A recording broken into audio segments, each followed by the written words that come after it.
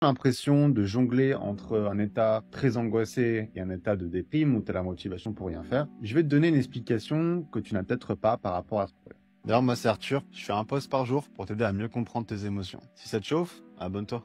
En général, on remarque deux types de personnes qui réagissent différemment quand le baril déborde. On a les personnes à tendance dépressive qui vont inconsciemment répondre par un excès de passivité. On observe aussi un ralentissement cognitif chez la personne qui devient ensuite une dépression. Mais dans la plupart des cas, statistiquement parlant, les gens réagissent par un excès de reprise de contrôle, donc de l'anxiété. Donc déjà, la première chose à faire, c'est que tu identifies quelle est la partie dominante chez toi. C'est pas forcément le cas, mais dans la plupart des cas, il y en a une. Parce que s'éparpiller sur plusieurs fronts ne va pas forcément aider ta guérison. Ce qu'il faut que tu fasses, c'est que tu te concentres sur le problème principal. Parce qu'en t'affant sur le problème principal, les problèmes secondaires vont diminuer aussi. Donc pour les personnes en majorité dépressive, là, elles ont besoin d'une aide extérieure. Donc une personne pour les aider, mais aussi parfois un traitement médicamenteux. Mais l'autre cas qui est le plus majoritaire statistiquement parlant, c'est les personnes à dominance anxieuse. Et donc si tu es une de ces personnes-là, il faut absolument que tu comprennes le principe et le mécanisme de la fatigue adrénale. Donc si tu as déjà fait un parc à sensations fortes et que tu as enchaîné les manèges un peu vénères, tu dois te rappeler que tu étais complètement crevé en rentrant du parc.